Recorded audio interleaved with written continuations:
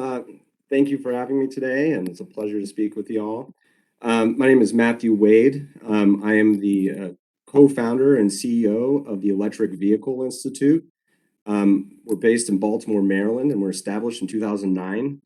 Initially, we started up as a programmatic consulting service shop for EV initiatives. And over the past decade plus, we've kind of evolved into what is a charge point operator, CPO. And that's led us to quite a bit of new kind of work. But one of our biggest projects that we just recently completed in 2019 was the first conversion of a gas station to a fully electric one. So we pulled the tanks out of the ground, replaced the gas pumps with electric pumps, and it's based in Tacoma Park, Maryland, which is, I guess, the north point of Washington, D.C. And we've been very fortunate because we found ourselves learning a lot about, development, raising private funds, implementing those funds, and then also on the operational side, maintaining it and, providing all the stakeholders the necessary information. And ultimately, we've been able to grow outside of just our basic region here in Maryland, but also the Mid-Atlantic and the East Coast. To date, we have well over 1,700 locations that we have charging stations at. So we look forward to sharing more of that if y'all have questions. Hey, thank you, Matt. Michelle? Thanks, Levi. So my name is Michelle Yoon. I'm the Senior Manager of Strategy and Electrification for Alliant Energy. For those of you who are not familiar with Alliant, we serve electricity and natural gas to large portions of Wisconsin and Iowa. In that role, I have a dual role, as I said, both in strategy and electrification. We think this is actually a great fit because we see electrification as so integral to so many parts of our business outlook, not just in the next few years, but 10, 15, 30 years from now, what that means for the integrated grid. So I'm really excited to have both strategy and electrification in my working area. Before I was in this business role, I practiced energy law for about 10 years, everything from the assistant corporate secretary role to cybersecurity, renewables, construction, things like that. And all of those things actually kind of seep their way into the EV charging and business area. So it's super exciting to bring those things forward. And then before that, I was an engineer working in nuclear power plants. So really seeing the way that we've evolved our energy profile and the way that we manage the grid has been so fascinating. And so I'm really excited to be on this panel today.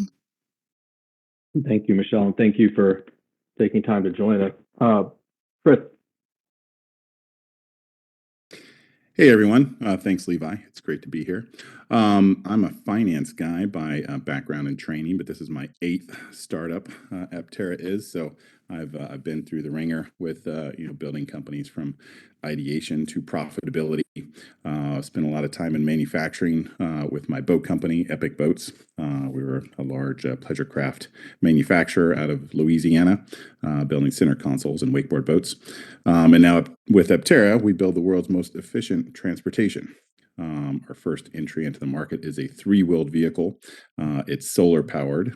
It gets 1,000 miles of range and has a lot of utility, 2 passengers side by side, but lots of storage in the rear. We're fighting the battles of scaling to manufacture, the legislative hurdles of getting 3-wheelers into different states, and obviously making the vehicle generally compliant for road use. We're classified as a motorcycle, but we've found a great following since we introduced the vehicle over a year ago. We have over 10,000 investors in Aptera now. We have over 21,000 orders from over 100 countries throughout the world. So happy to be here and answer questions about EVs from our perspective, trying to make EVs more efficient and usable in general. Thank you. And then last and certainly not least, Ryan. Good morning or afternoon, depending on where you're tuning in from today. First, thanks to Levi and the team for inviting me to participate today. Thanks to the fellow panelists. in particular, Stephanie and our friends at General Motors, who have made significant investments in our state. As announced over the past couple months, we are so happy that they call Michigan home. As Levi indicated earlier, my name is Ryan. I'm the Vice President of the Office of Future Mobility and Electrification at the state of Michigan. There's a lot of words there. So to break it down, we sit in between about 4 different state agencies. And so really, I work on behalf of the state to advance the mobility sector here, and all that entails across and working with partners with the Michigan Department of Transportation, the Department of Environment, Great Lakes and Energy, the Department of Labor and Economic Opportunity, and others to put the framework in place to allow Michigan to continue leading as this revolution, not an evolution, this revolution continues to take hold throughout the country and around the world. The Office of Future Mobility is only a few years old. It was started in 2020 by executive order. Governor Whitmer signed that executive order in early 2020. And our focus is on really 6 things. We have 6 core objectives. 1, grow the mobility industry in Michigan.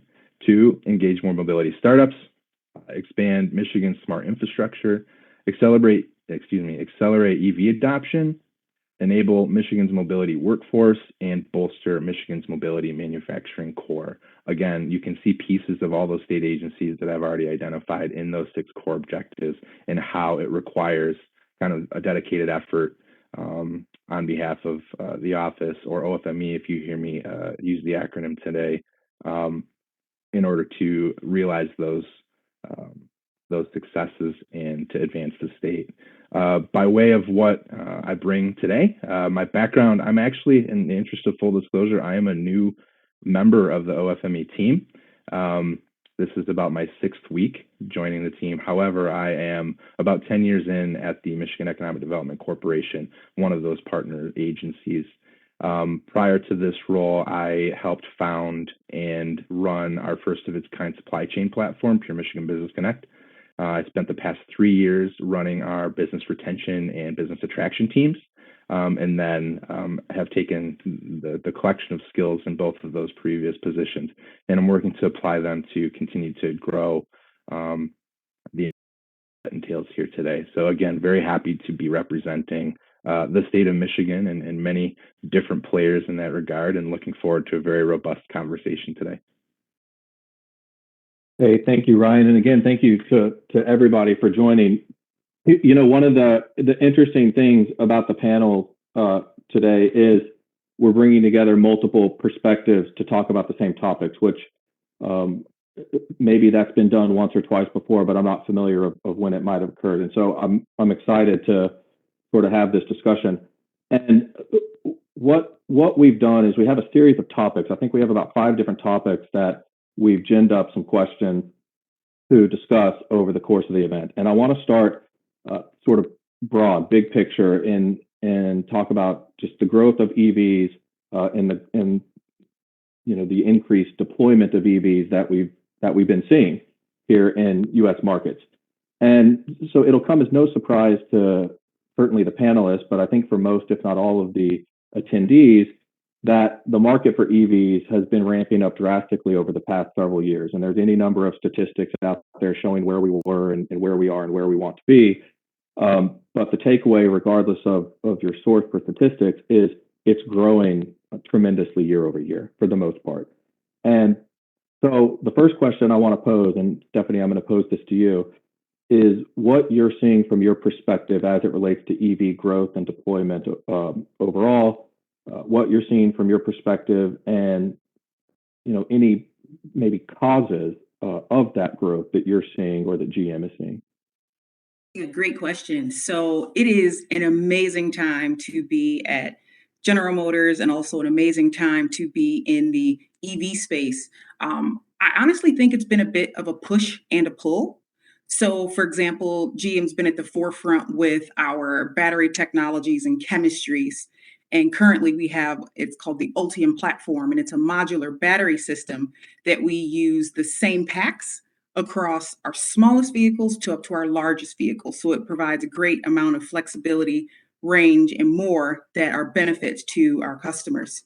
But when you go back to sort of the pull, when you think about the fundamental shift that we have in climate awareness by our youngest customers and our future leaders, there is much more open dialogue about EVs.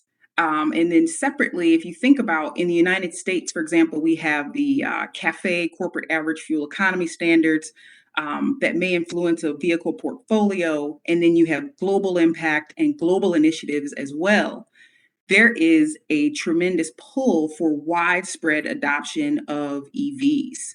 And that popularity is only going to increase more when the availability of the EV infrastructure, which I know is a big topic for us later on today, when that catches up to where the demand is for the vehicles and where technologies are on different products. So it's definitely been a blend. And like I said, it's an extremely exciting time. If you look at many of the trajectories as well from different sources, the demand for EVs is just going to increase multiple fold over the next 5, 7, 10, 15, 20 years. And it's definitely an exciting time to be in this space. No, thank you. And Matt, I'm curious to get your thoughts on that same question, particularly coming at it from the perspective of the charge point operator. Yes, absolutely. I mean, to complement what Stephanie said, there is I guess it's the market for electric cars, it's evolving, it's ever changing, but there's three key, what we see, fundamentals or market drivers. One obvious is price of gas. You can see it with, what we see in our utilization data, and that's, charging sessions, in a given time period.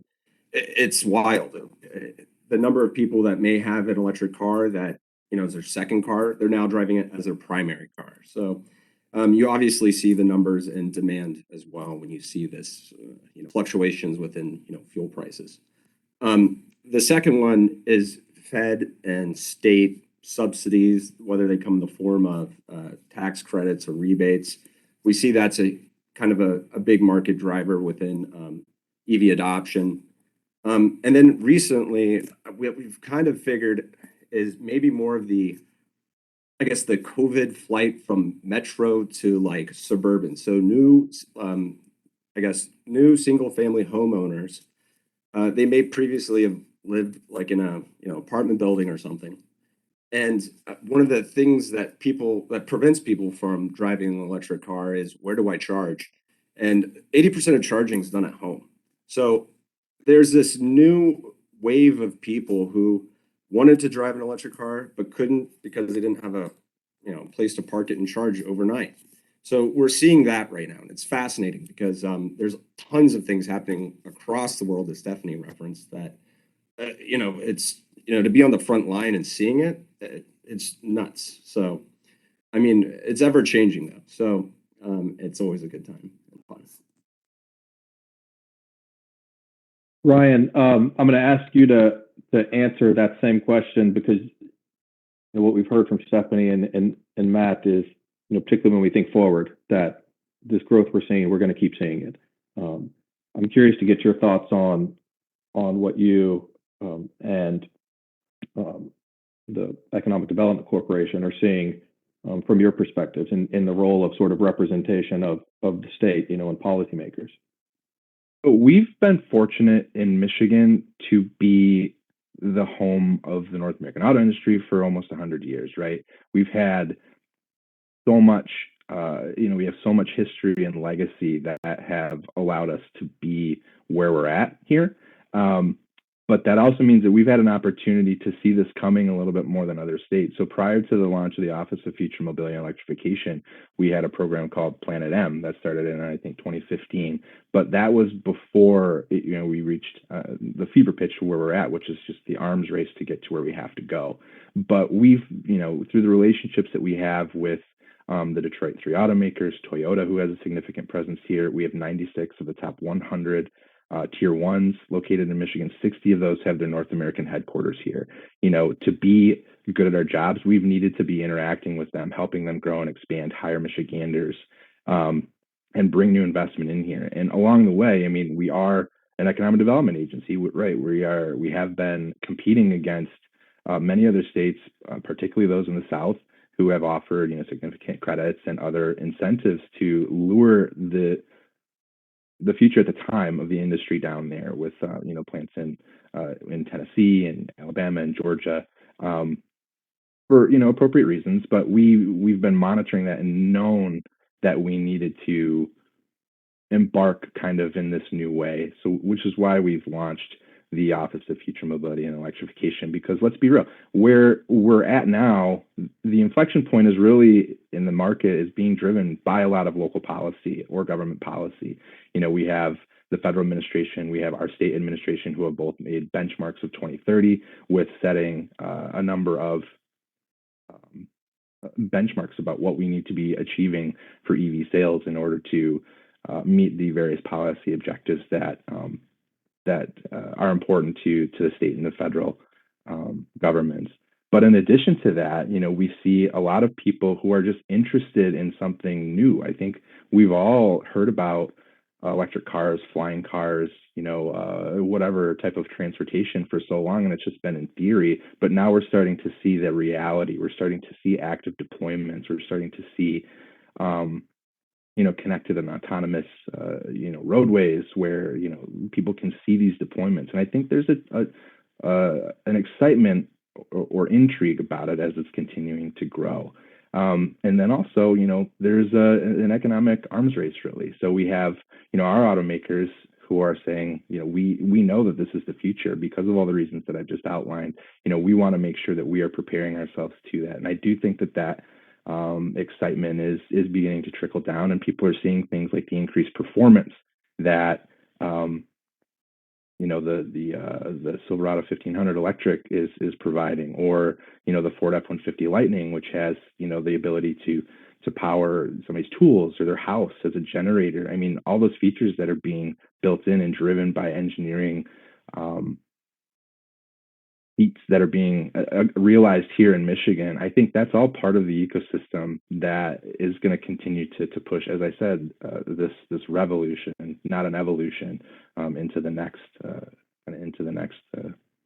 generation of the industry, if you will. Sure. So let's look at this topic maybe from the other side of the coin. We know that EV deployments are growing, as we've just heard. And we have seen several various policy proposals on what I'll call targeted EV deployments. So, for example, the Biden administration has 50% by 2030. That's the stated position of the administration. The California CARB just came out with their proposal of 100% by 2035. And so we're seeing this play out, these various proposals of EV adoption by a certain period of time. And with that as sort of a backstop, and Michelle, I want to pose this to you first, and then Chris, get your take on this as well. But what do you identify as maybe the largest barriers to EV adoption, either nationwide or, Michelle, in your case, the market in which Alliant operates? Yeah, it's interesting. I think the easy answer first is like supply chain. That's, the getting of things is difficult. But I think if you look at Wisconsin and Iowa, and particularly at the service territory that Alliant Energy serves, we serve, when you think of Wisconsin and Iowa, we're not serving Milwaukee and Madison. We're serving a lot of rural areas in Wisconsin and Iowa. And we see this as, an opportunity to make sure that those areas are not left behind as the rest of the country is electrifying. I think one of the barriers that we're trying to overcome is in Wisconsin and Iowa, it's not uncommon for you to drive to grandma's house, and grandma's house is like 100 miles away, so there's just a lot more distance that people will travel on a regular basis. It raises challenges, frankly, from our operating standpoint. We're electrifying our own fleet, and we have a very public goal about electrifying our light-duty vehicles. And that's challenging when you think about some of our own, operators having to drive 500 miles in a day. So, but if you look at it for our residents, there is so much interest in electrification. I can't tell you how many times we have um, uh, residents, commercial, industrial customers, municipalities reach out with interest in electrification. It's just that infrastructure isn't there. And I think that's one of the reasons why we're so proud to be a part of the EEI National Electric Highway Coalition. All of those utilities banding together and committing dollars and an action to electrify our highway and really build that vehicle confidence, that driver confidence. So that's a big barrier. I think another one really stems a lot from regulatory alignment. I think trying to help tell the story of why this electrification work is good for everyone, especially, like I said, making sure we don't leave anyone behind. This is really something we're focused on for our customers in particular, very rural customers in some cases. And I think from regulatory alignment, it not only helps with cost sharing and the things that you think about when you think of utilities and rate base and things like that, but it also allows us to create the right regulatory alignment would allow us to create better education and clarity of what it costs to actually be an EV owner. So when you think about charging rates and people trying to understand, I'm on a fixed budget. What does it mean that I'm going to charge at home? How are you going to capture value for me if there is volatility in the energy market? Things like that. Those are the types of things that if we can get really crisp and aligned with our regulators on what that means for drivers, that will boost their confidence that now is the time to buy an EV. Yeah, thank you. And I think we're probably going to hear a little bit more about this when we talk about regulation too. But I'm going to have some follow-ups on that when we get to that point. Chris, I'm curious to get your take on the same question as it relates to barriers to EV adoption and what you guys are what you're seeing and what Aptera is seeing. Yeah, I mean, I've had the pleasure of watching the EV industry evolve over the last decade. I have a lithium battery company too that has participated in the growth, and really, as it's always been, the number one thing, or the things that hamper EV adoption is really range anxiety and price. Range anxiety in that, oh, this thing only gets 300 miles. Now I have to manage my mileage. Just that perception makes it difficult for a lot of people, even if they don't typically, 98% of the time travel more than 300 miles, so they don't ever really have to think about it. But then cost too. You see a lot of new EV entrants, $100,000 plus vehicles, while the average vehicle in the U.S. costs $41,000. Aptera takes a unique approach to each by making a super efficient electric vehicle. We get over 1,000 miles of range, which kind of takes the range anxiety off the table. And we're solar powered, so all you have to do is leave it out in the sun to kind of keep it topped off on charge. And because we're so efficient, we use a quarter of the power of the average EV. So we get to use a quarter of the battery pack. And the battery pack is the most expensive component of electric vehicles. So we're able to offer something for $25,000, where other people, are in the 70, 80, 90, $100,000 plus. So I think, as the industry grows, things will get more commoditized. But right now it seems the cool factor of EVs have only continued to push prices up, not down. So we kind of have to get to this stasis where electric vehicles are normalized and the supply chains cooperate and they start to commoditize things. So you can see, $35,000 electric vehicles where they just don't exist today. So, they're really only for the upper echelon of income earners right now. But we hope that future changes. Having some infrastructure along the way, which we'll talk about in the regulatory side, would be great. But there's a whole world of support that electric vehicles need that combustion vehicles have had built up over the last 100 years, but is just now starting to get built up for electric vehicles. So I think that will help electric vehicle adoption too. Yeah, thank you. And that's actually You said a couple things. I heard a couple things both from you and from others that I think is a perfect segue to the next question. So the next question, I'm going to call this a grab bag question. Anybody, if anybody has an answer, feel free to chime in. And we'll all be respectful, I understand, because we're coming at this maybe with some different perspectives. But so here's the question. What myths or inaccurate perceptions about EVs, and when I say inaccurate perceptions, I mean in your view, but what myths or inaccurate perceptions about EVs do you think would be useful to dispel? Probably one of the biggest ones is that EVs aren't performance vehicles. I think that's slowly changing around the nation, at least maybe not the world. But electric vehicles are fun. They're terribly torquey. They go quick. They're not kind of penalty vehicles. And we every person that I give a ride to in the Aptera, that has only ever lived with a combustion vehicle goes, holy crap, this is amazing. This is fast and it's fun. And, I never thought, like, gosh, I don't hear gears shifting. I don't hear loud, motors revving. Like this is a totally different experience. So I think, that's one of the big things.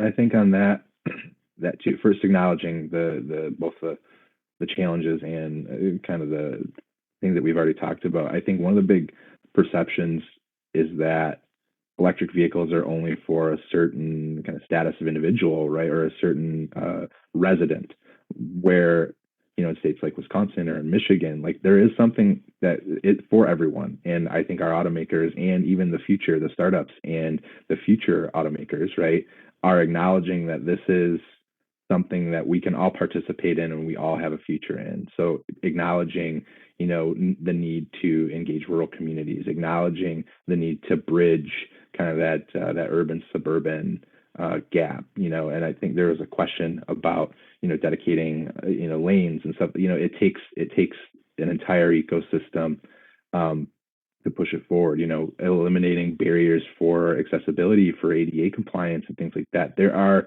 opportunities for all of us to take ownership in this revolution, and I think that you're starting to see a lot of amazing things happen. And that's why since 2008 the price of the battery pack, to Chris's point, has plummeted, right? We've become more efficient because we've needed to employ kind of all of those different perspectives in order to advance it. So I think it's a really exciting time, again, acknowledging that there are challenges, right? There's range anxiety, there's the cost implication, there's the what you see in the news, the thermal events, if you will, with battery issues, but there's also a lot to be gained for all of us that I think is super exciting.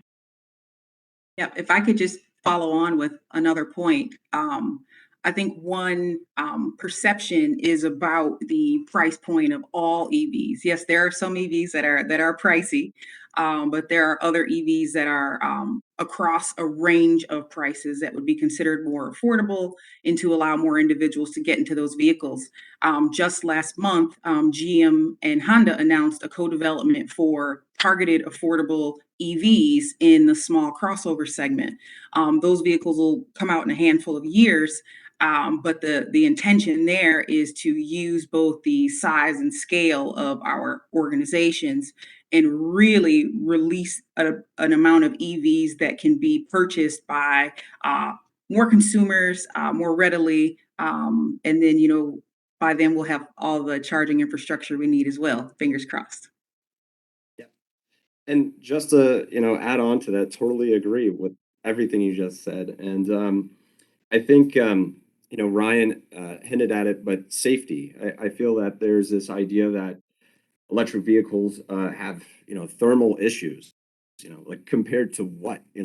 And as from the charging side, the charging stations, there, there are two types. There's AC chargers, and there are DC chargers. AC chargers are just glorified safety equipment. The and those are the chargers you have at home or at your workplace. And then DC chargers, the standards that have been created and have been in place have made it extremely safe. So, instead of, you know, say a gas car that you go to the pump and you fill up with an extremely flammable liquid. There's a lot of, I feel like there's this, general, story that's hyped every once in a while that EVs aren't safe and, EV chargers aren't safe. I mean, I think that's a complete misconception that, folks need to realize. So let me pivot to talk about charging.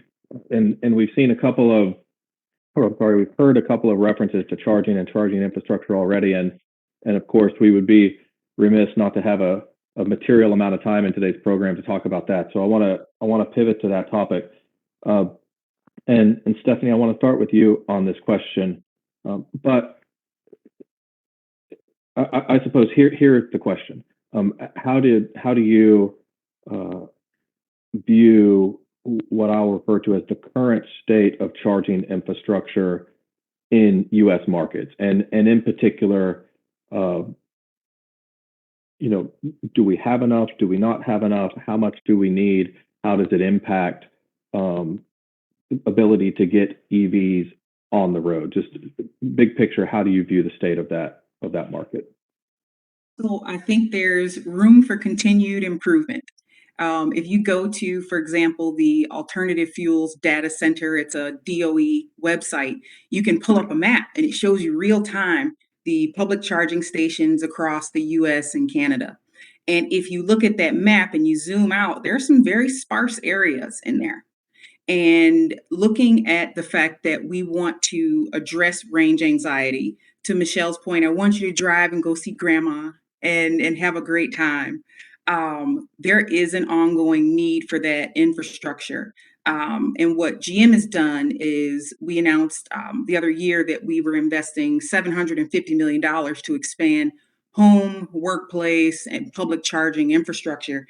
And we're looking at, lots of different communities that actually need the infrastructure and separately the EVs that will come. And that includes urban environments, suburban environments, rural, underrepresented areas as well. And, to Michelle's point about Wisconsin and Iowa, when you look at the draw that many states want to have, and to have an engaging tech community and to be an environment where they want to retain talent as opposed to going to other areas. Having the EV charging infrastructure is a no-brainer. So I think that, having the appropriate amount of charging infrastructure in the right places, both where people live, play, and work, and also along corridors, that's going to be critical. But I do think there's room for continued improvement with the type of investments that GM's making, and then separately that others and government entities are making too. And Michelle, how about you? How does Alliant view the state of charging infrastructure, at least with respect to your markets, Wisconsin and Iowa? Yeah, I think Stephanie makes a lot of great points. I mean, I think not only do we need to invest in the DC fast charging of our corridors and things like that, but there are so many ways in which we need to partner with our communities, especially communities that are less traveled, to make sure we're investing in their future. So I will tell you candidly, we don't view EV charging, especially, public charging, as necessarily just a load growth opportunity. We're not just out there trying to sling electrons. A lot of what we're trying to do is invest in our communities, to Stephanie's point, like trying to make these great places for you to move, work remotely. Somebody was talking about that earlier, to invest in the community. When you think about the battle for commercial and industrial customers, we, the utility, have to be ready to go, have all of our ducks in a row if we're going to land some big company that's going to be interested in having an electric fleet. And by the way, they're also probably going to want to have chargers in their parking lot for their employees and all of those things. We have to have all of those thoughts, packages, rates, transparency all aligned so that we can have that confidence with that customer. And it does come down to the infrastructure. It comes down to being able to say, you know, we don't just send electrons down this grid, we operate this grid with resiliency, with electrification in mind.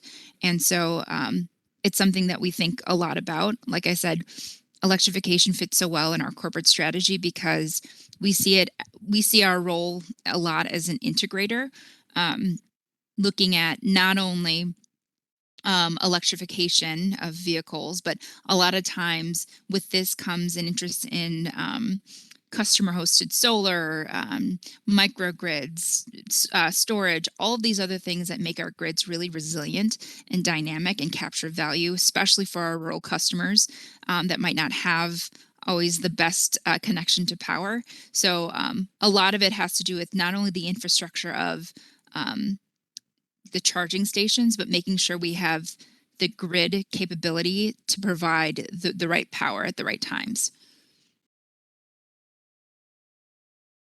Those are a lot of good points, and I'm going to follow up on the next question on something you just said. But before I get to that point, Matt, I'm curious to get your thoughts on the state of the charging, what I'll call the charging infrastructure market. From our perspective, it's a blue ocean. There are obviously lots of different types of entities that are putting in infrastructure, both public and private. But at the end of the day, I mean, you could put a charger on any corner, and you can find utilization. But currently, with that, we look at communities, and we take a community approach, as Michelle referenced, but we also look at these different markets, and one is destinations. So, for example, outside of visiting grandma in rural America, which I think it's important to electrify, but say where you have your second home on the coast or where have you, you need to have charging stations there. So we're looking to deploy more within destinations, and we're also looking at workplace charging. We see, again, Michelle referenced it correctly. That's a huge part. 80% of charging is done at home, but what you really need to complement that with is workplace charging. And so we've been doing a lot of work with corporate entities and REITs and things of that nature to deploy charging infrastructure for their employees. Levi, can I jump in with something controversial, just a little spicy take? Oh, One of please the, do. and I like Matt a lot, but I will tell you one of the things that we're worried about is having companies come in and pick off high utilization locations. If they're in Madison, if they're in the Wisconsin Dells, if you're familiar with Wisconsin, it's a destination people go to. Door County, all of these places that are shiny and get a lot of that Chicago EV traffic. That leaves us, the utility, with trying to electrify all of those locations that are lower utilization, have less capability for us to actually try to monetize economies of scale of that control and that demand kind of response, if you will. So while we agree more electrification is better, there's also an opportunity to think about how not to let people come in and just pick off the shiny things, and then the rural utility is left with all of the rest. I mean that in a respectful way. Absolutely. I think that it's a thing where, from our perspective at least, we prefer to be working with the local utilities. You have to, you don't get power without them. But there is this need to move. And I think, as I referenced, our origin story was, a bunch of, like white shoe kind of guys, academics. And the only reason why we had to roll up our sleeves and, put boots on the ground and move is that there was no one doing anything. And so, at the end of the day, all the tools were made available through here in Maryland, at least. It was like, why is anyone doing anything? Especially for public charging infrastructure. And everybody was still kind of waiting for, I mean, again, not to be for, the utilities or the OEMs of, to put stuff out there. I mean, at the end of the day, I think that there is an understanding that, a coordinated effort, between private, unregulated entities as well as, utilities and other regulated entities to work together, because at the end of the day, yeah, every once in a while we'll show up to a city council meeting to present EVs and EV charging projects, and right after us is the local utility. We're like, wait, what? Why did we not work together? Because I think ultimately both parties can bring a lot. We work with the utility up in Massachusetts, Eversource, and they had a great initiative of working with, I guess, private deployers and private entities to put in new meters for them, extend their infrastructure, and then put in the public-facing chargers. And at the end of the day, what we see with maintaining and operating these things, it's a lot. I mean, I think that's one of the it's a thing that everyone's still struggling with, is how do you kind of keep it up and running, and it's equipment that the public touches, you know. At the end of the day, I would love to be working in a more coordinated fashion with utilities, because it's just more efficient, and there's not this sense of like, this is ours, or they shouldn't be able to touch it because they're regulated. I think ultimately it's still a blue ocean. We can all get along, kind of thing. Totally with you. And I'm the first to tell you that utilities don't move fast enough. So we're trying. I know. So let me ask, and we're going to pick up because you're leading into. I mean, this is beautiful sort of organic conversation that's leading right into the next question. And Ryan, I'm going to ask this of you because we're going to come back to Michelle and Matt on the same question. But do you guys, the Economic Development Corporation, do you have a view on who is the appropriate or the best type of entity to take ownership over EV charging development? And what I'm getting at here is this sort of conversation that we're hearing between Matt and Michelle about, should it fall within one type of entity? Should it fall within another? Is there a right entity to sort of own charging infrastructure development?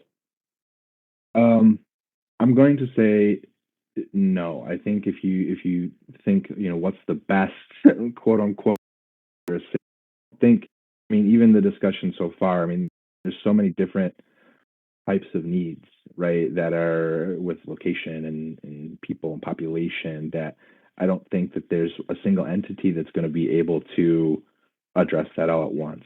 I think that the private sector is going to be an influential partner, right? There's already chargers that are being installed as people redevelop buildings or things of that nature. They are looking to install some of that. We're already seeing that. I think that government can play a very important part of that. And I'm not going to get into the merits of certain regulations. I think that there is that'll be a part of the conversation, to be sure, but there's still a lot of that's being worked out among the various players. Is it the utilities themselves, right? We have two major utilities in Michigan.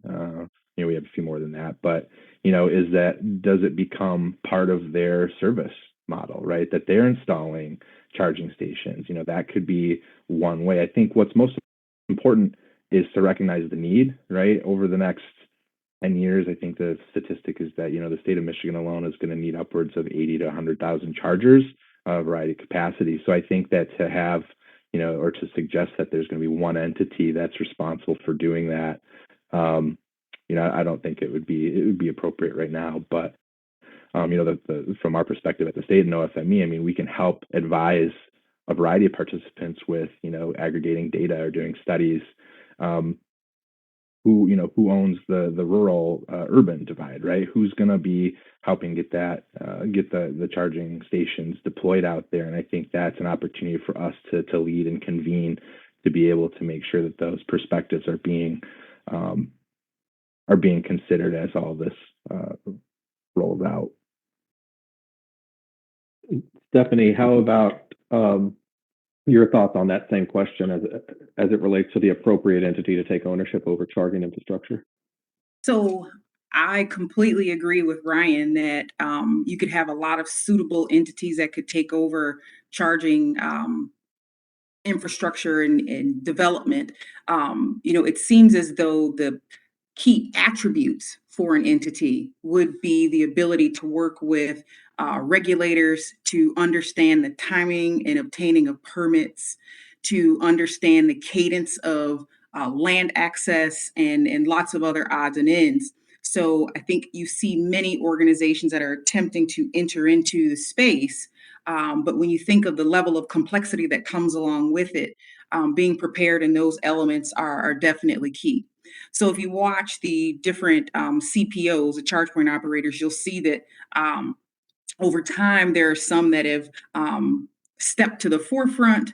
Other ones have specialized in different areas and the like, but they each have their own expertise. And I think over time we're seeing um, the improved understanding of what the CPO does and how they interface with these other entities as well.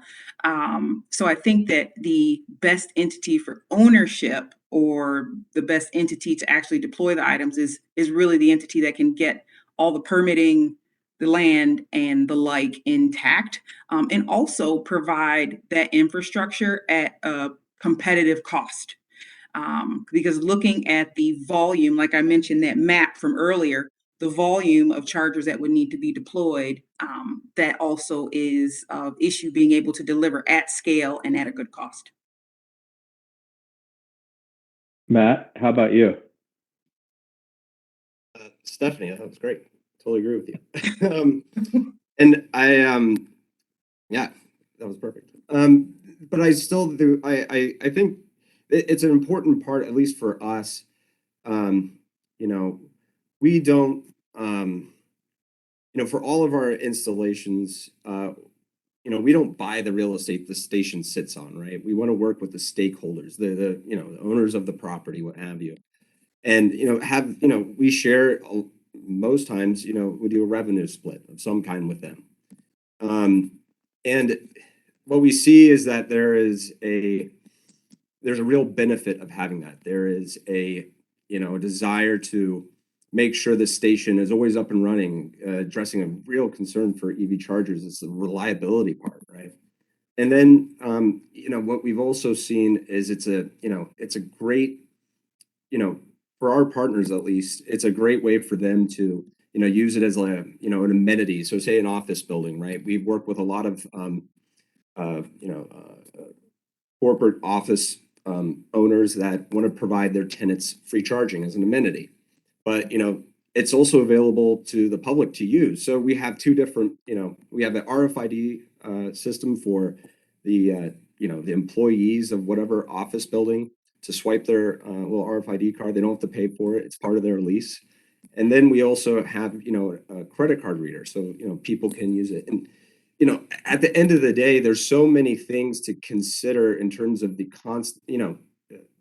This space is evolving so quickly that you really need to have as a again CPO that's not a utility. I see that our ability to quickly adopt new technologies, new platforms, work with all our partners. It's from local government to large to the federal government to corporate organizations. It's you to figure out what to do next.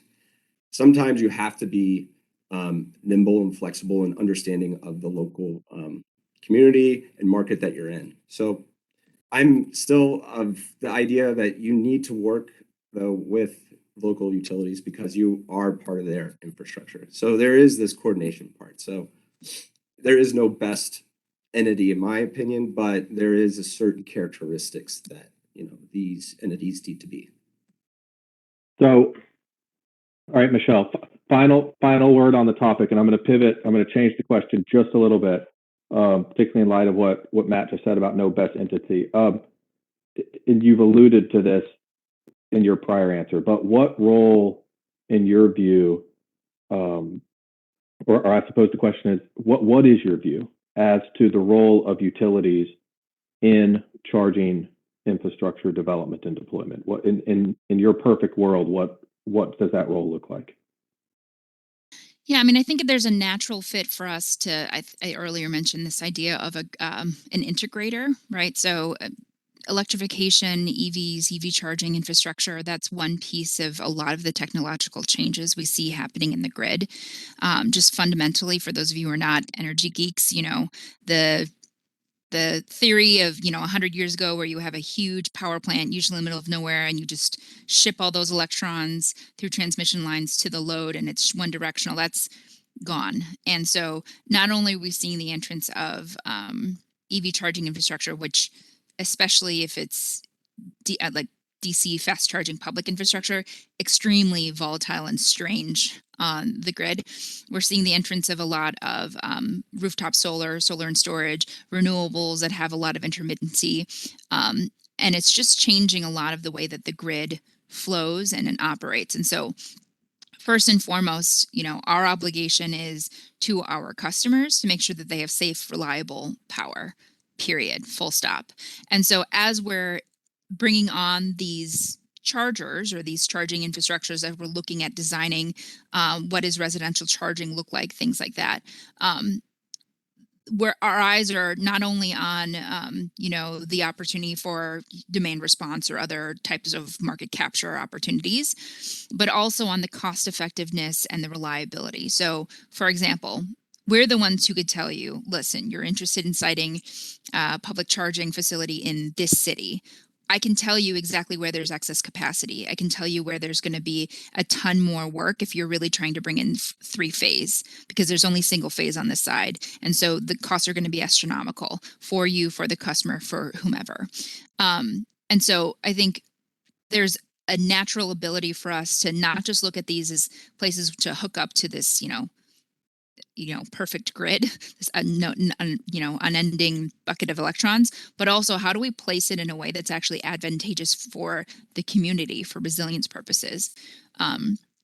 The other one, like I said, is that's the integration. And from the grid operation standpoint, I mean, this tends more to be seen as a level 2 role, but I do think that when you think about different charging infrastructures and technologies, if it's the free wire boost charger, all the different types of charging, I think that there is a real opportunity for us to think about how to optimize the operation, the charging, so that it's cost effective, so that we're giving transparency, especially to those who want to charge their vehicles using renewables. There are a lot of those types of things that we can really bring to the table that I think we're, uniquely positioned to do. Yeah, thank you. And it's interesting to hear you, that last portion you mentioned about folks who may want to charge their vehicles with renewables, because that was one of the questions that came in about the extent to which that's a feasible thing. And we may come back to that a little bit on, but let me pivot just a second. And Matt, I want to come to you on a little bit of a different topic. So still related to charging, and this concerns mandatory standards. For folks who are attending that aren't aware, embedded in the infrastructure bill from November was this requirement that DOT issue some mandatory standards concerning charging infrastructure. And as we were talking before the event started, there's appears to be uncertainty about what that standard may look like, what those standards may look like, although we know that they're due to come out here in the next week or two. So my question for you first is, to what extent is the issuance of a mandatory standard, or at least what we anticipate to be mandatory standards, how's it factoring into your company, to the Electric Vehicle Institute's development plans concerning infrastructure? Because we're in this sort of unique situation of, we know it's coming, we don't know what it is, but whatever it is, we're going to need to comply. Right. I think that, again, there's so many things that could be addressed and could have a serious impact. Decisions, we'll make, and, you kind of have to wait. But, from our perspective, there are some things that we know, or we're pretty confident, one of which is it has to be an open network kind of infrastructure. So that is, you don't have to be, charging, the charging infrastructure isn't limited to just a subscription-based, I guess, customers. So again, I referenced, our public charging stations, with the RFID for the employees, but we also have, a credit card reader, and any major credit card, payment can be used. It's not limited to, whether or not you have, this app and you pay X per month for that.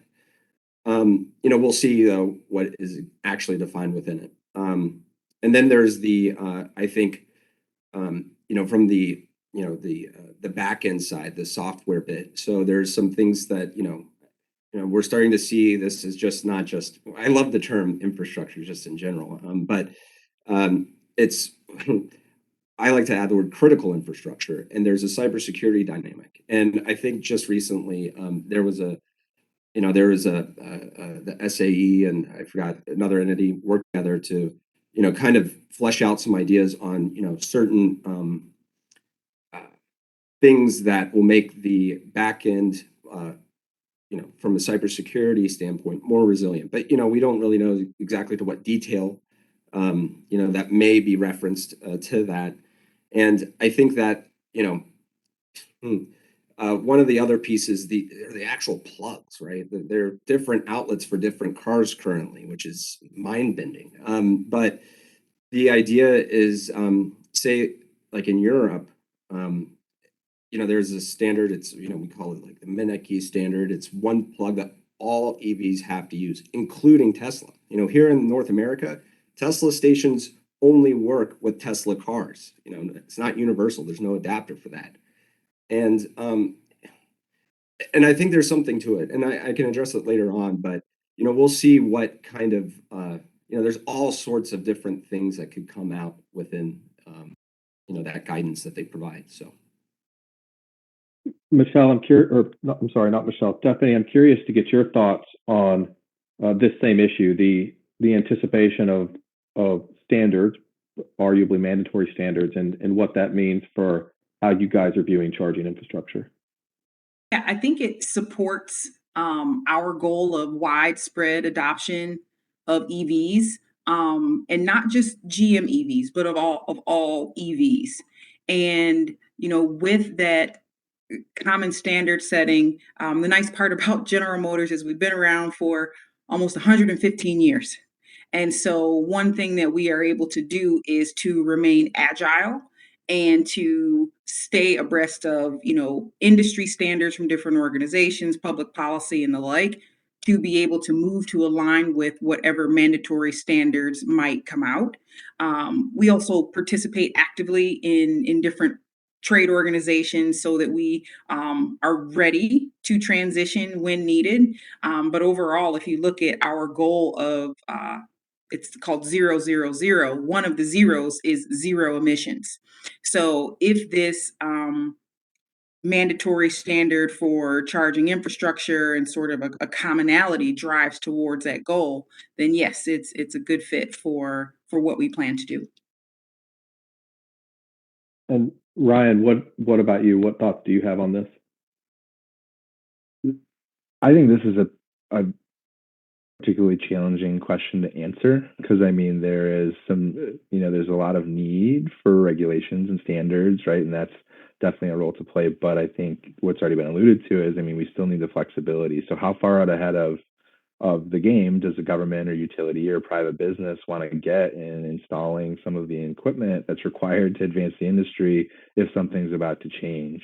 So I think, just kind of with that in mind, it's a challenging question for me to answer, but where I feel a group like ours in particular, situated in the middle of a variety of state agencies, accountable to and in partnership with a significant number of private companies with disparate interests and impacts, as well as input from our local communities or utilities, where we can help convene and advise to the best of our ability to help ensure that some of these mandatory regulations that are to be announced, right, are not having any sort of disparate impacts on the industry before they're even before they even come to bear. In addition to creating the Office of Future Mobility and Electrification, the sister executive order that Governor Whitmer signed reestablished a Council of Future Mobility and Electrification as well, which is intended to be a policy advisory group to our stakeholders,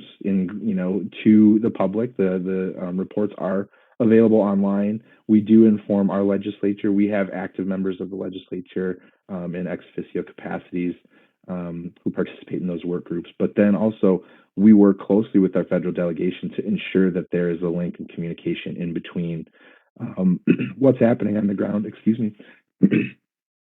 and how the industry is continuing to evolve and what those new standards are going to be. So, not a direct answer, and as I already alluded to, a challenging question, but I think the other panelists absolutely knocked it out of the park on that one as well. So. Hey, thank you. Matt, I want to come back to you. You mentioned briefly the different plugs that we see out there, and in particular plugs as they relate to the DC fast charging or fast chargers. Recognizing that this is speculation, okay? Do you think that ultimately where we're heading is a world, or at least in the U.S., a world in which we have a single connector, a single plug? I think so. I can't give a time frame on that, right? But so the answer is yes. I just, when that will happen, I don't know. Again, reference there are three major connector types for the DC fast charging.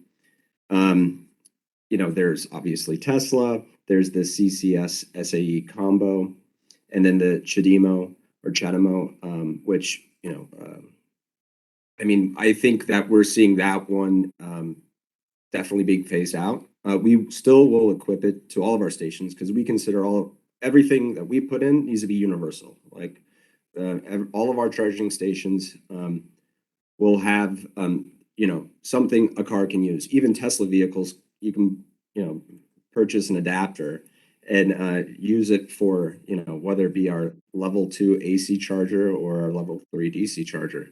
From our perspective, it's a critical step because universal standards, equals open markets. And I think that, even with Tesla, and again, big fan of Tesla vehicles, I think they're awesome. But say in the Netherlands, right, where they were mandated to have, this, they couldn't use their proprietary plug type, they had to use this Meineke standard. By having that already in place, they were able to open up their Tesla charging station network to all vehicles. So that there is a benefit to having a universal standard. And I think, I don't know what the timeline is, but yes, we'll get to a single plug. Ryan, would you agree with that? That ultimately, putting aside the timeline, but ultimately we'll end up with a single plug? I do. If not a single plug, I think a very small subset of adapters to get there. And I think that's going to be driven by the market and the adoption. The consumer is the king, right? They're going to go with what is easiest for them to do what they do. We see it now, right? We have petrol engines, we have diesel engines, right? We already have two options. We have Apple, which use Lightning connection, and we have Samsung, which use USB-C. And people buy both of all of those things in very large quantities. But tell me another tell me another fuel type when it comes to gasoline or whatever alternatives that you're putting in your car now, or give me another example of a charging cord for your cell phone or your adapters or stuff like that. So I think that that's where we'll get. I think that we don't know what the timeline is going to be, but in order for there to be a successful rollout, in order to support the industry and the profits that want to be realized as we're moving along, I think that that's a very natural kind of economic progression.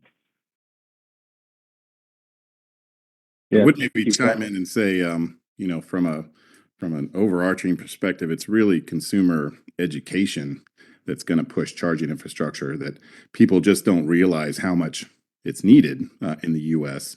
If states like Washington and California want to have all electric vehicle sales mandates by 2030, 2035, electric vehicle infrastructure is going to have to be there on the charging side. It's embarrassing to go to Europe and Asia and see how far behind America is. DC fast charging plugs are ridiculous across the board. And you look at Tesla, they're putting up charging stations at a quarter of the cost of what other people are putting up charging stations. And you can DC fast charge with a plug that has a cross section of 1.5 inches versus something that's bigger than grandma's arm. I think the more people are educated about how vehicles actually charge, why it matters, the more they'll push their legislators and companies to adopt smart infrastructure. But I think, Tesla's doing it right. They have superchargers across the board. They're using a single standard plug, and you can extend that to V2G and other technologies through a single plug that I think everybody should adopt. It's, the fact that we're still on SAE J1772 and these DC fast charge plugs it's embarrassing. So we should work harder. We're smarter. We're developing the world's best EV technologies, and we're in yesteryear when it comes to charging standards and plugs.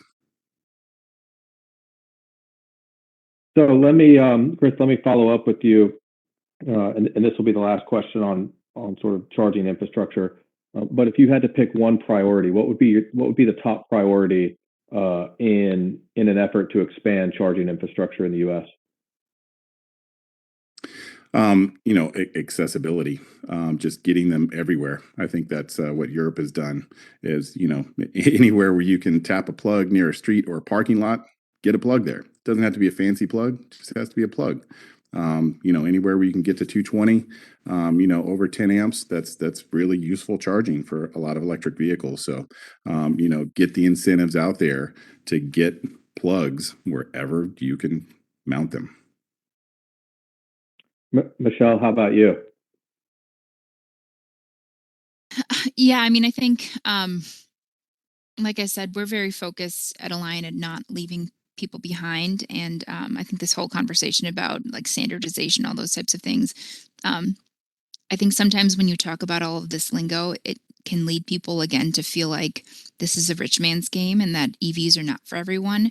And that's not the message that we want our residents or customers to hear. So I don't know if it's going to be legislation or I don't know what it's going to be, but the idea to me of like one of our rural customers driving up to a charger and it not being the right plug, it kind of is then pointless to me of like putting them on every corner. Like this is public charging to me is about confidence. And so we've got to make things accessible for people. Stephanie, I'm curious to get your thoughts on this topic and also priorities in expanding infrastructure. Yeah, so number one, I love this discussion. Like all the points are great so far, and special thanks to my co-panelist.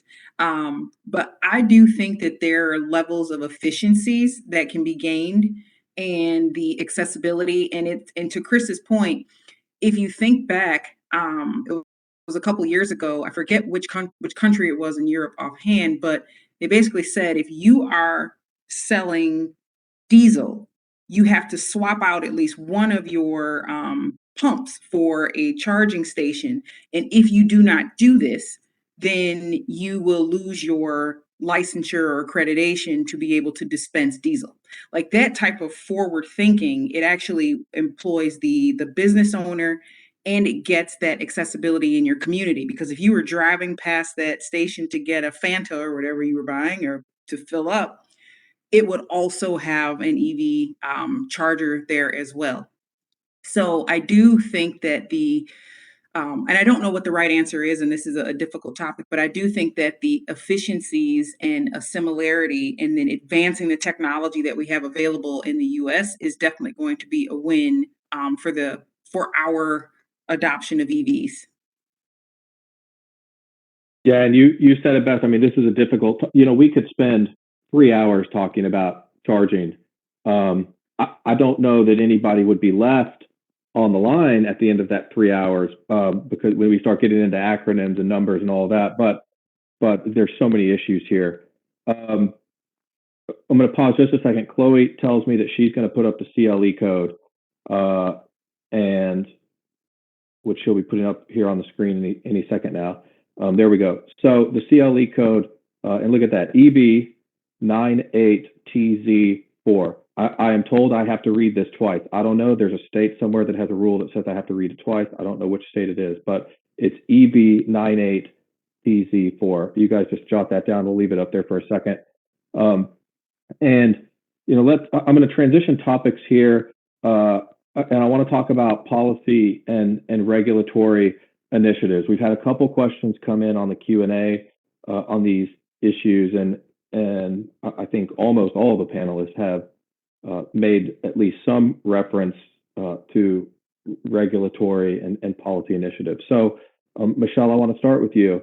And again, just big picture, and we're going to funnel down through this topic. But if you could provide your thoughts on your thoughts on the current state of policy and regulatory initiatives that are designed to spur EV growth. And I recognize that is an exceptionally broad topic. Every state has different incentives and initiatives. But if you could provide some thoughts on that topic, what do you view as successful? What do you view as maybe not so successful? And then we'll get into maybe some ideal world changes here in a second. Yeah, and I have to be careful because I have all the respect for the utility model and for regulators and the public charge that they have in front of them. I think a lot of the philosophies that are the underpinnings of the regulated model are really great and part of our DNA at Alliant. This access, equity, fairness, a lot of those things are really important to us. I think one of the difficult things that we find now is that, a lot of what goes into talking about rate cases or trying to explain the public good of certain investments, they ask you about data and ROI and all of these things of how how do we know this is going to be impacting if it's grid resilience or customer bills or things like that.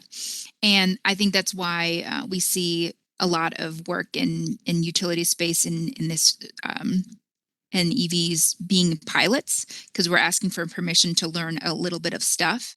The problem is with a space that's changing so quickly, the pilots may not be enough. And you may not, be learning about a need that's coming very quickly. And by the time that need hits you, the pilot is over and the need is already here. And so I think sometimes we find ourselves in the struggle of, I think public charging is a great example, right? I get asked sometimes, well, why should we invest some of our personal dollars, because these aren't utility dollars, in this public charging infrastructure? What's the return on investment? When are we gonna sell enough electrons to make this load growth count or whatever it might be? Or how am I gonna know this public charging location is going to spur 100 EV charging facilities at people's homes? And there's not really a way for me to prove that right now. But what we know is the public charging infrastructure is for the confidence of people being able to say, now is the time. I can confidently travel across Wisconsin and Iowa. I almost liken it to advertising, right? Like, we sink dollars into some sort of billboard, but no one asks me how much money did that billboard earn us in, customer revenue.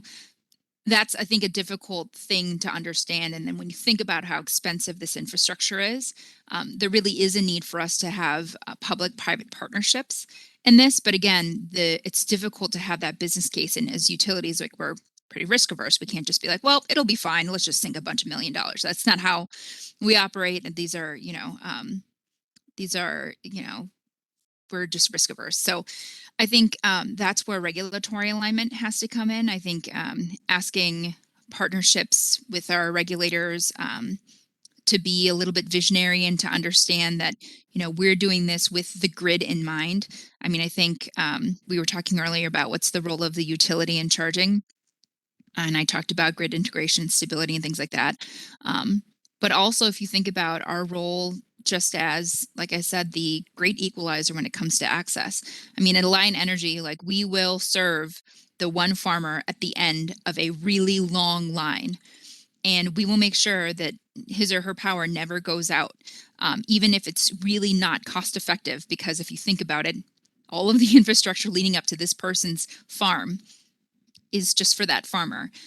So it is in our DNA to invest in that equity, and I think that's one of the things that we need to kind of bring our regulators along, explain that these trends are happening. We're going to be creating a deeper divide, especially in Wisconsin and Iowa, when it comes to the haves and have-nots of air quality, of technology, if we don't have better regulatory alignment. So I think that's a big one. And then the other one, like I said earlier, is that we've got to make it really clear, if it's through time of use rates or special EV charging tariffs or whatever it might be, exactly what the cost looks like for buying an EV. Because I think, like I said, dispelling the myth that this is a rich man's game, people are going to want to know. I see what the cost of the EV is, but what is it going to cost me per month? Like I know basically how much I spend on gas a month, right? Like I have that in my budget. Mhm. If you don't know what that's going to cost you from an electric standpoint, you may fear the worst, and it just feels like not the right time to buy an EV. And that's something that's our burden. I think the utility and the regulators to make that clarity and do that education. No, thank you for that, Stephanie. I'm curious to get your thoughts on that same topic, and again, recognizing it's an extremely broad question.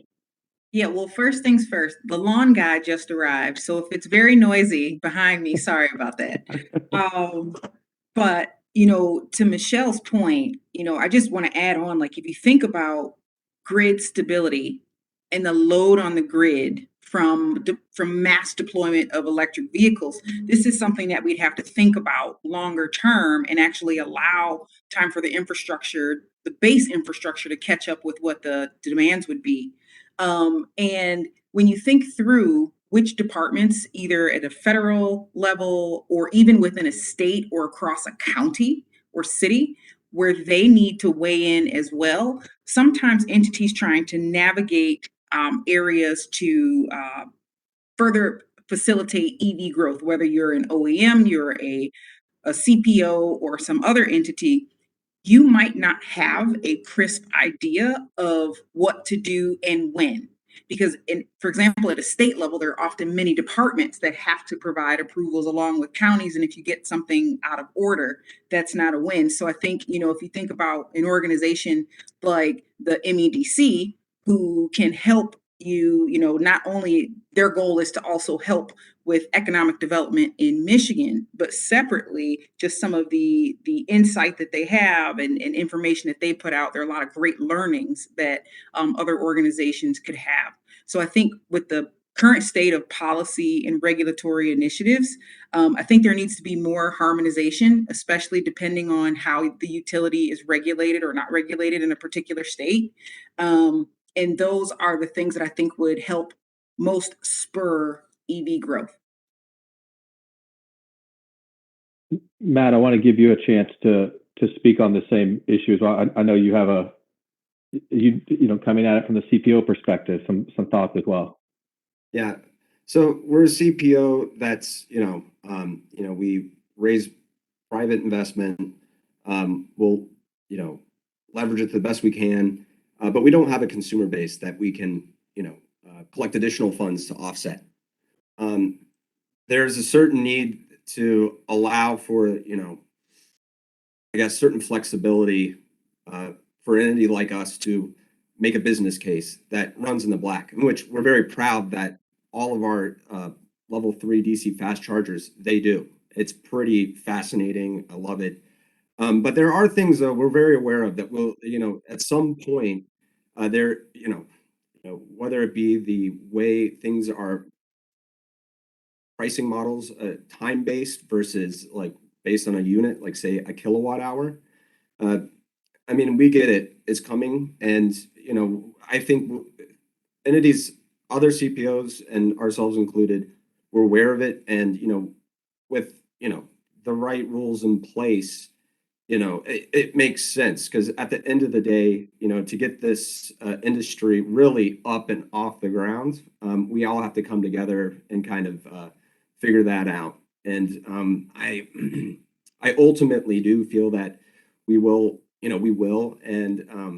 I see that there are certain revenue models that need to be adjusted, but I think open markets are better. And I know that someone like a utility may, it's tough to be overregulated, and there are certain states where we're not. CPOs that are not a regulated utility can't exist. So, you know, there are some things that I hope to see evolve and change over time. And just happy to be part of the conversation, and hopefully folks will come up, the leaders will take all the kind of community-based insights and make the right decision.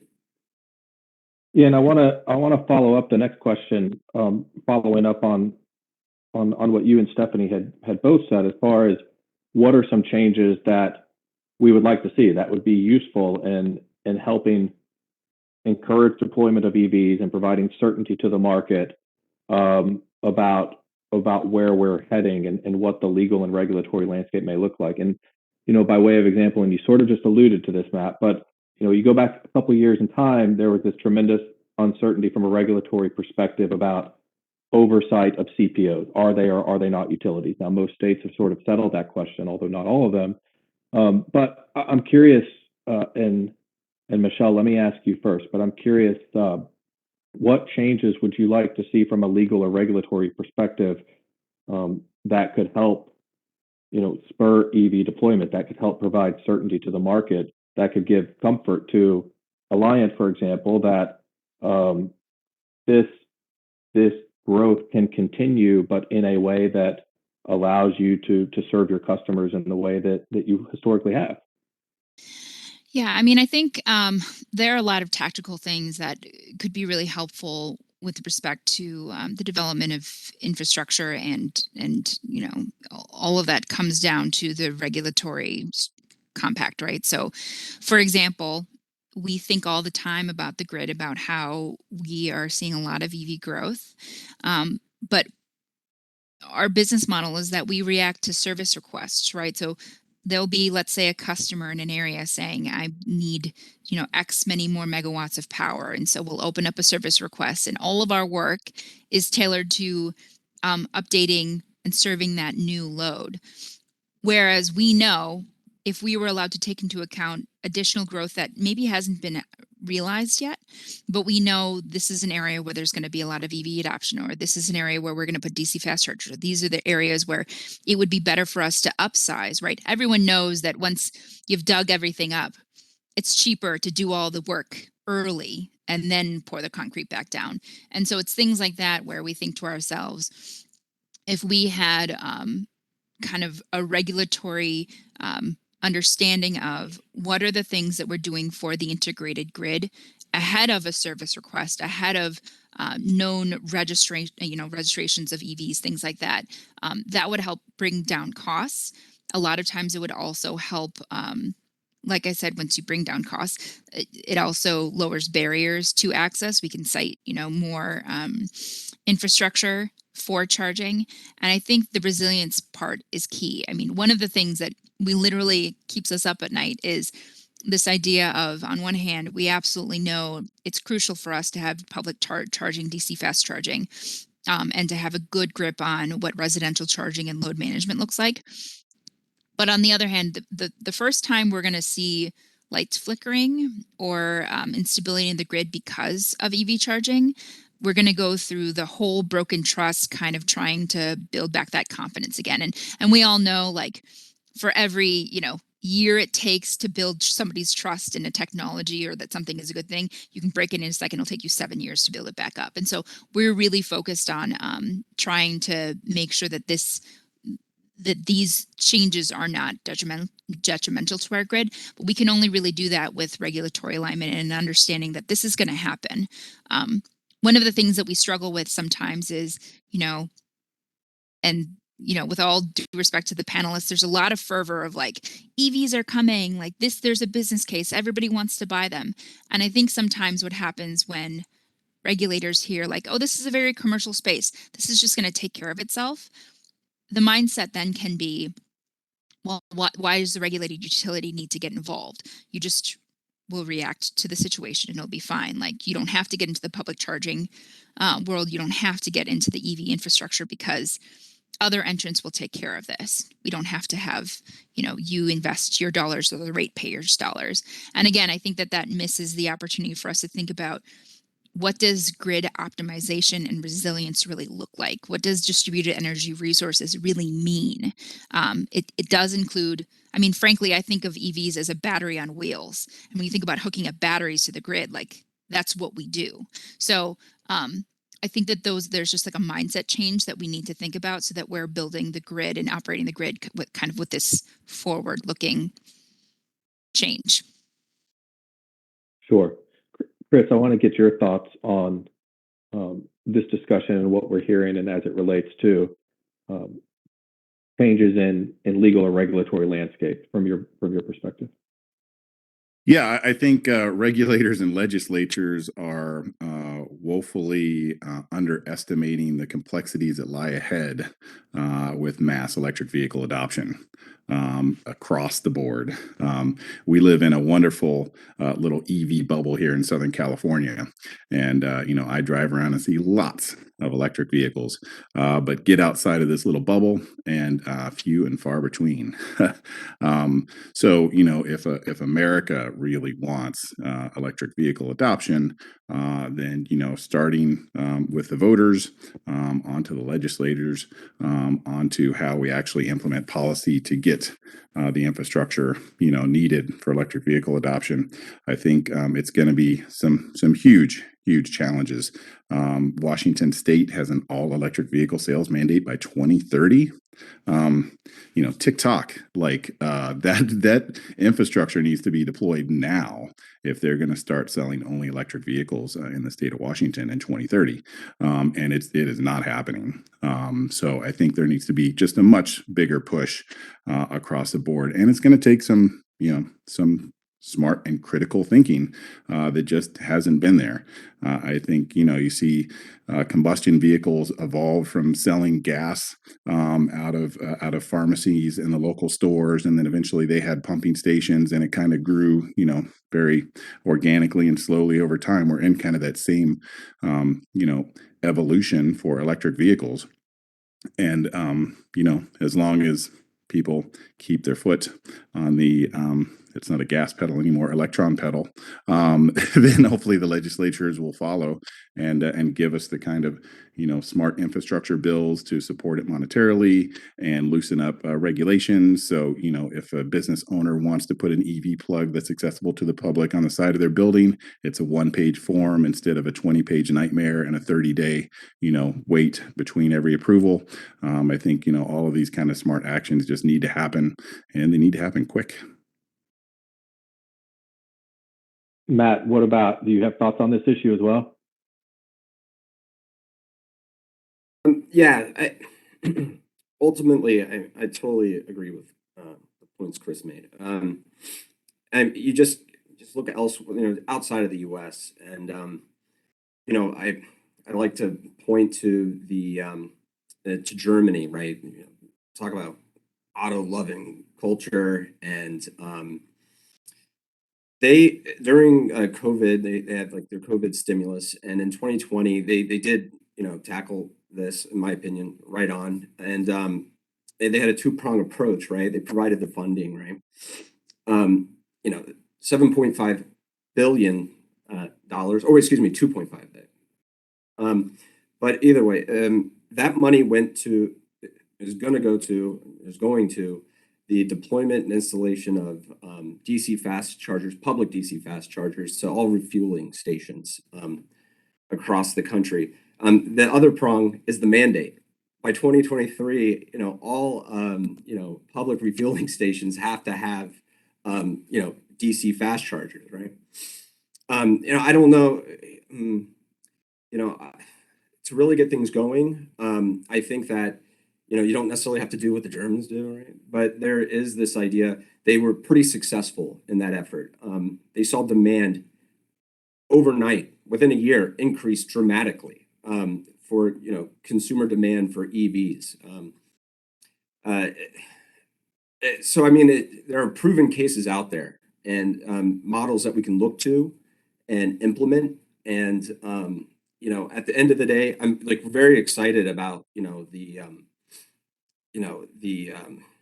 the federal, I guess, incentives, the 7.5 billion for, the charging grants and the battery supply chain issues, because that's a thing. But, I don't know if that's enough for, the United States, especially with the current administration's goal of trying to put 500,000, DC fast chargers across the country, right?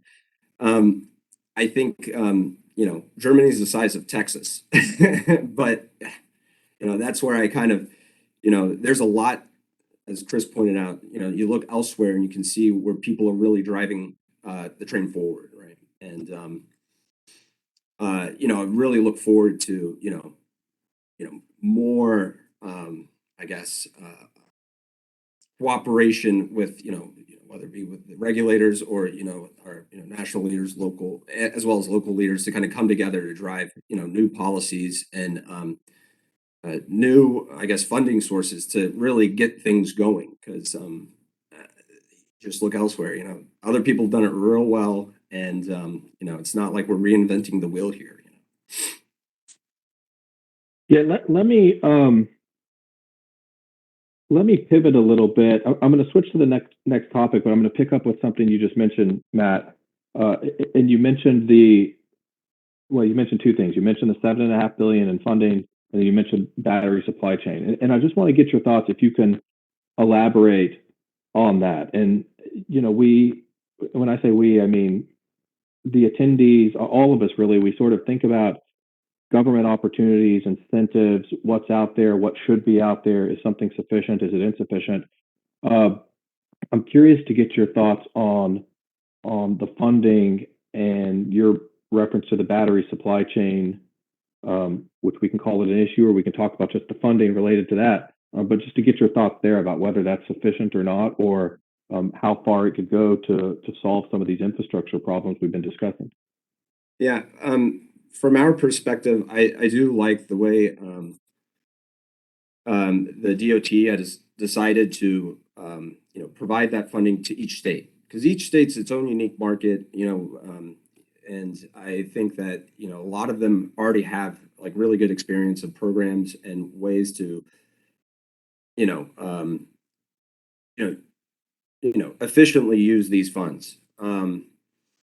The idea on the supply chain issues, I think it's like a critical thing. It's just look at the solar space right now. There's a great one.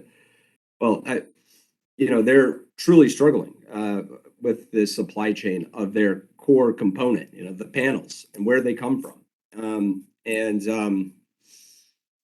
The idea is that if you don't get a handle on it now, um, you're just there's a lot of risk you're kind of building into the space that just gets bigger and bigger over time. And it was it Oxen Solar. They're, I think for us at least, we see how important it is to have your supply chains worked out, especially for core components of a space. EVs, it's the batteries, right? Stephanie and Ryan, we've talked about this a little bit before, but I want to get your thoughts. And Stephanie, we can start with you, but get your thoughts on initiatives, government funding or initiatives, and what do you think would be useful? What do we have that is useful? What else would we like to see? Yeah, I think the funding and initiatives that we have current day, with especially with EV infrastructure, they've been great to catapult a lot of projects that we'd like to see done. It's given an opportunity for many of these items to be discussed, not only in offices, but at the dinner table. People are getting these pieces of information, asking more questions about EVs, trying to understand the impact on the market and what does EV ownership look like for my family. I think if there were to be a level up or an improvement or advancement of what's currently going on, it would be, like I mentioned, that interface between federal, state, and local government in making things a bit more simplified and streamlined to get activities done. Because if we have these very aggressive targets and timelines, and we don't have a way to sort of minimize the a lack of clarity or red tape, whatever you want to call it, across different processes, it is not a win for what this body of panelists collectively are trying to move ahead. Widespread adoption of EVs. So that would be my big thing to say, that moving things forward. That'd be a win to advance the initiatives and the like. Separately, I think that, to the extent we talk about funding, either federal or state based and the like, real time access to information about the remaining availability of grant dollars.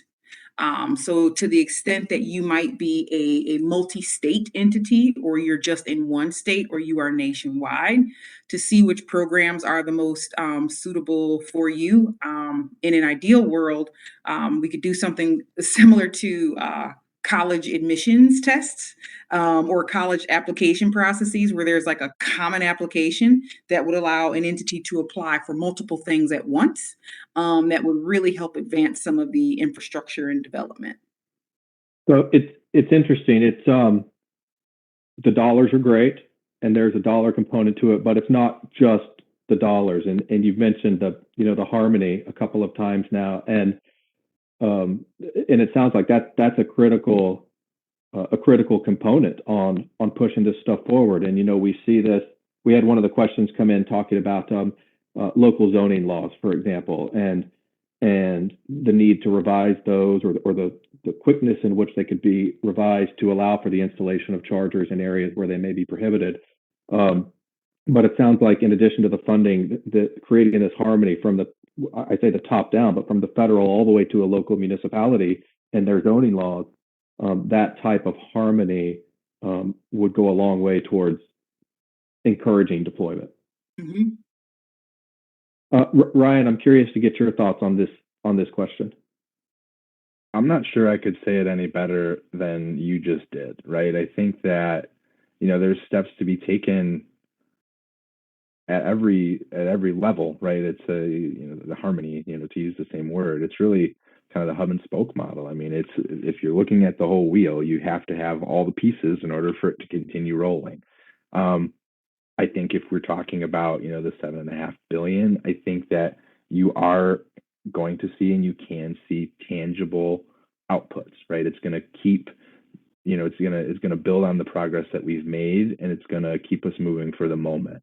Not to get philosophical, but what is a moment in a period of time that's moving so quickly when the industry changes? Are we looking at months, the 12 to 24 months that this current moment is? How long is $7.5 billion going to take there? Or are we talking, days? Is it going to be 30 to 60 days where something can change? There's, disruption is really the name of the game when you don't have, set standards for things like we've already talked about, or, what charging, mechanism are we going to be using, right? It can change so drastically all the time that it just requires that frequent coordination among various assets and entities to ensure that it's all moving forward together.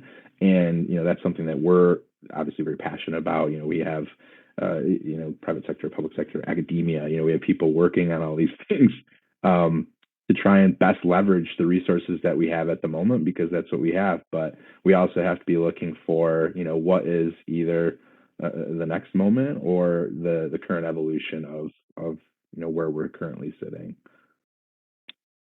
So I want to raise one more question, and I'll call it a grab bag question. So if anybody has thoughts, chime in. But what I haven't heard anybody make reference to is taxes, and tax benefits, tax incentives. We've had a couple questions come in on that subject, ranging from the extent to which tax incentives are useful, the extent to which, if we transition to this all EV world, how will we collect fuel taxes, for example, that so many programs rely on? I just want to ask, and I don't apologize for putting anybody on the spot, but if anybody has any thoughts on tax-related issues as it concerns EV deployment. Do you want to go ahead, Chris? Go ahead, Ryan. So, yes, I think that you're absolutely right. I mean, as we've seen so far, we have, tax encouragement, let's call it, has been key to EV adoption so far, right? There's direct correlation between, purchasing electric vehicles or electric vehicle fleets or electric vehicle items as it relates to how, cost-effective regulators or the government or various entities are making it. So there is a direct linkage between the adoption of, electric vehicles in all of their forms with, how easy we're making it upon people to do that. And then I think it cascades from there, right? It talks, we've talked extensively about EV charging. What could that look like? How can various players help supplement, or how can we cut red tape at the government level to talk about how to deploy charging stations? I think, all of these things are things that we're currently considering and are going to be vital to moving it along. I think from an economic development perspective, right, you're going to see major investments. You're going to see the EVs being produced in places that, all these things are occurring. And, where you're creating those centers of critical mass, a lot of times are a direct relation to, what the government is doing from a financial capacity to help get companies to relocate there and put these pieces in place. So I don't necessarily have a direct, outside of the EV incentive, purchasing incentive. I don't necessarily have other specific examples, but I can tell you with certainty that tax incentives, tax breaks, whatever you want to call them, are going to play an immense part in the adoption of the industry and as it continues to move forward. I was going to say tax incentives, please. We're currently waiting for the slowest moving $7,500 tax credit ever to move through Congress. That would bring our vehicle down to $18,400 for a base price. It's amazing, but it helps on all levels to get people more interested in electric vehicles for sure. That's kind of top level though. There needs to be tax incentives that trickle down all through, the electric vehicle supply chain, electric vehicle infrastructure, even charging credits. It's a lot easier to profit share with a new charging installation if maybe that charge rate was credited back to the EV user. That's another way that I've heard people talk about some tax incentives. But I think the Europeans and Asians are getting terribly creative on stuff like this, and America is not. We are slow. So I think we need to pick it up. Yeah, thank you. Before we switch to the next topic, does anybody else want to chime in at all? Okay. So we've got a few minutes left. I want to switch to the last topic, which is just sort of a look forward. And we've talked a little bit about the supply chain issues, and Matt, I kind of put you on the spot on that. But I want to come back to supply chain and, see, Michelle, I guess I'll start with you. As we all know, supply chain issues, they've plagued sort of the industry, at least as we read about in the press, right? That there are supply chain issues out there.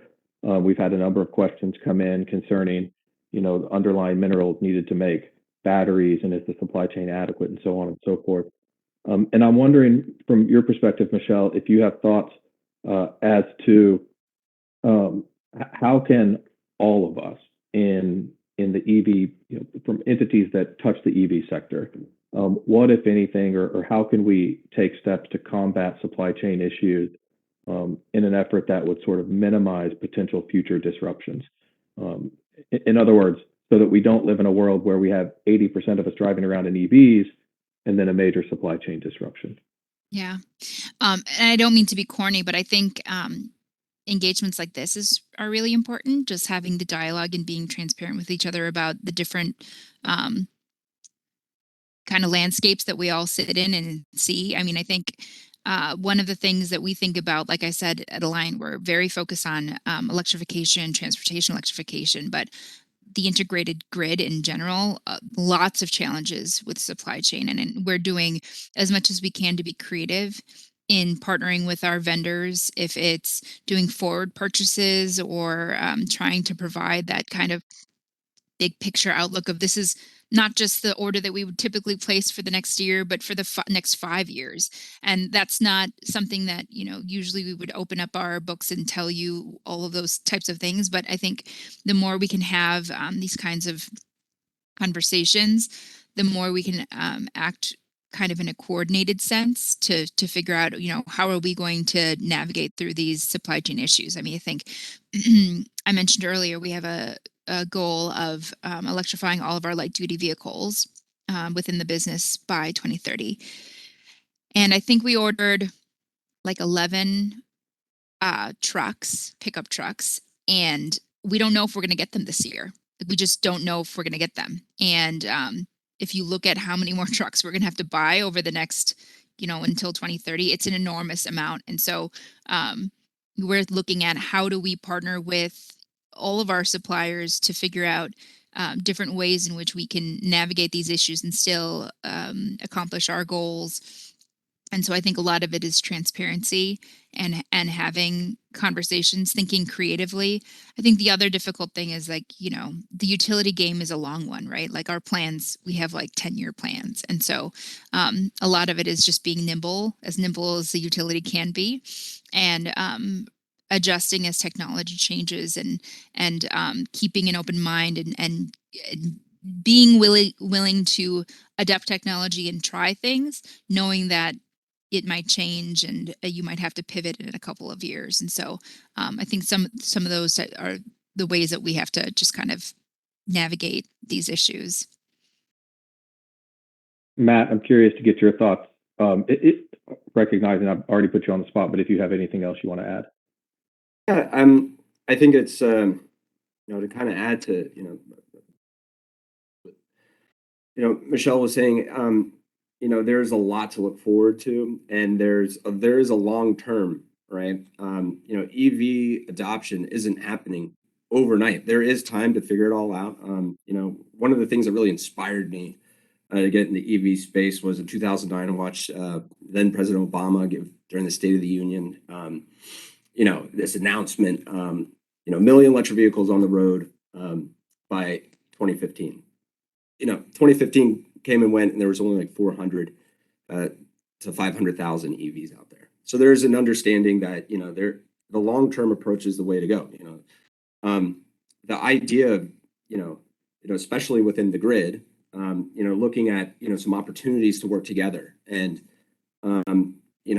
for example, vehicle to grid technology is super exciting for us. I mean, it's pretty far out there though, but the opportunities to address so many different issues, but within say the supply chain of electrons, if you look at it now, like studies have shown, currently I think there's like a 60 to 63% of loss or like rejected power in the grid, where there are ways that EVs will solve that. We're kind of far out, but there are great ways that we can work together. We see that as a great way to kind of come together to, not just, make sure the supply chain is ready for EVs, whenever that may be, but it's a great way to work together and, try to capture these opportunities to improve the grid. And, even where, what we see working, with utilities, there's an obvious kind of tension, right, that exists between a private CPO like us and others.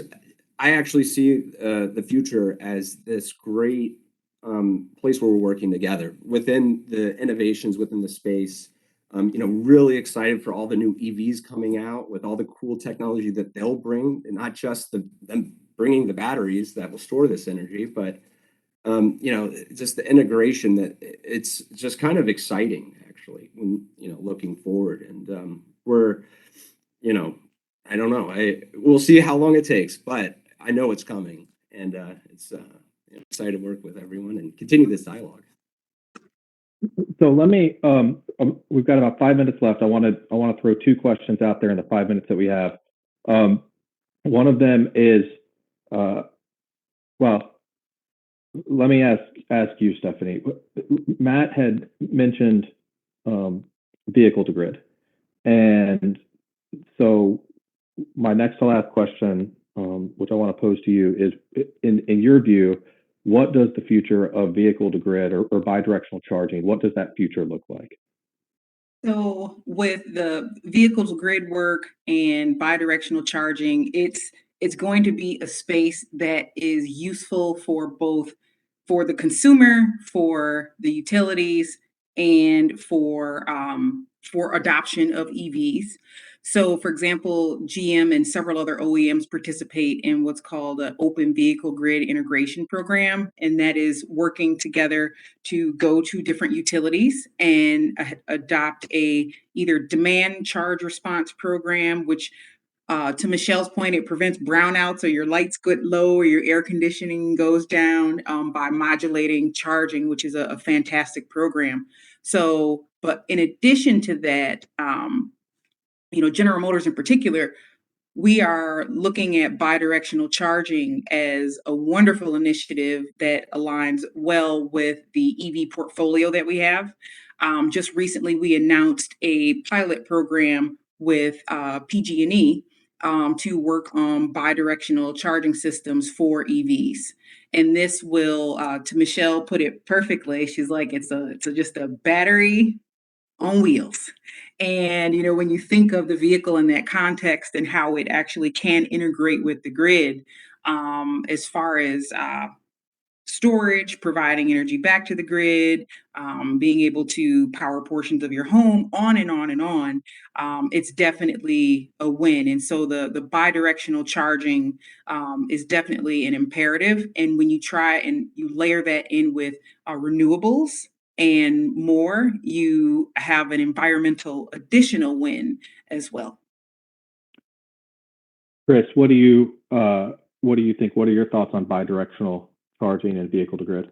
It's another point of national embarrassment to me to have been working on this for a decade and still not have any standards that make for, a quality V to G systems. I remember a decade ago, just as they were introducing the SAE J1772 charger, that we were talking about, the bidirectionality of that charging standard. And here we are a decade later, and nobody has really pushed it. I think it has to do with the commercial viability of having an interchange between your home, the grid, and your vehicle. Tesla's doing it the best again. They have a proprietary network. They've been able to set their own standards, and they've just done it. So they have more V2G systems than anybody else. I think the legislators and bigger companies in the EV space really have to come together to cooperate so we can create common standards that everyone can use and everyone can adopt, so it becomes more ubiquitous. Right now, it's just not even close. Michelle, do you have any thoughts on this in a minute or two that we have? I think, I have so many thoughts. There's not enough time. Vehicle to grid is so exciting for us, I think, especially when you think about our need to keep our customer costs low and also the demand for a more sustainable renewable generation portfolio. There's always going to be a natural tension between building more renewables and the cost of people's power bills going up. And so we see the opportunity of having these batteries on wheels and the ability to use them for resilience and operating the grid as a way for us to manage the peaks and therefore not have to build our way out of capacity shortages. And that, gives us a lot of flexibility to provide kind of an extension of our sustainability footprint. I mean, you think about how much Alliant Energy is doing to generate our power from renewable sources. And now, if you feed that into your vehicle, it's just a really great extension of that work. And then, like I said, if we can use it to do demand control, it actually lessens the amount of infrastructure, infrastructure we need to build for our footprint, and thereby lowering customer costs. I mean, it's just a win-win, and I'm just really excited about it. Hey, thank Would have you. to crucify the utilities on B to G in that if they're buying power back at 4 cents a kilowatt hour, but charging you 30 cents a kilowatt hour, the economics don't work for you to care about connecting your vehicle to the grid and helping their power infrastructures. I think there really has to be a balance in that where the utilities are supporting V to G and the legislators come in with legislation possibly that makes that more equitable. If you buy an electric pickup truck with a 200 kilowatt hour battery pack in it, that's a ton of energy. That's terribly useful. It's great for all levels of the system, from the utility, to your pocketbook. But we just need to have the structure in place to make that an equitable trade of power to be able to support grid in the way that Michelle would love to see, and I would love to see. So last question, I'm going to throw this out there, just 30 seconds or less if anybody has it. We got a lot of people from different segments who have signed into this. And one of the questions that came in concerns what role can the contracting or the construction community play in helping you all or other entities like you all move this initiative forward, move forward EV infrastructure, charging build out, EV deployment. Is there a role for that community? And if so, what does that look like? Lobby your local legislatures to decrease the regulatory hurdles to install electric vehicle charging infrastructure. That's what I would say. My name is Stephanie Jones, and I support that statement. At the risk of diminishing the specifics to the contract and construction, one thing that we haven't talked much about that I think everyone has to play an active role in is building the next generation of our talent, right? And that's everywhere. It's the engineers that go into the design, the coders that go into actually developing the firmware, but also it's the, construction workers that are building the next plants. It's making sure that wherever you're at, in addition to the lobbying, that you're doing, we're continuing to have that in mind as well, because I think the most important supply chain pinch that we're going to be seeing over the next few decades is going to be from the talent perspective. I completely agree with you. You're right on point, and I do believe that we do a lot of work with this field, and it's sometimes the most exciting part of deploying charging stations, putting them in the ground, is talking to people about it. Whether it's just someone who's just walking by asking, well, what are those? Explain that to me. But it's also working with the the construction or the contracting groups and kind of educating them on what these things are. They from our perspective, we work with a growing group of different contracting partners and construction partners, and they get more efficient over time, right, on the actual work, but also when they're planning. What does future proof mean, right, outside of just the utilities grid or the actual hardware going in, but what kind of conduit that should be put in to expand this infrastructure like later down the road, and kind of having those insights already, I guess, as the folks that we work with, as they're educated to it, they're already kind of taking those next steps in the decision-making process, making the whole deployment more efficient. And it's I think you're right on, Ryan, with that. All right. Well, we have reached the end of our time. As I said, we could do this all day long, and next year we will. We will do this all day long. But I want to thank all the panelists, Stephanie, Chris, Michelle, Matt, Ryan, you guys were terrific. This has been a fabulous discussion for me to listen to, for me to be a part of. As I've told a couple of you previously, my wife is sick and tired of listening to me talk about EVs.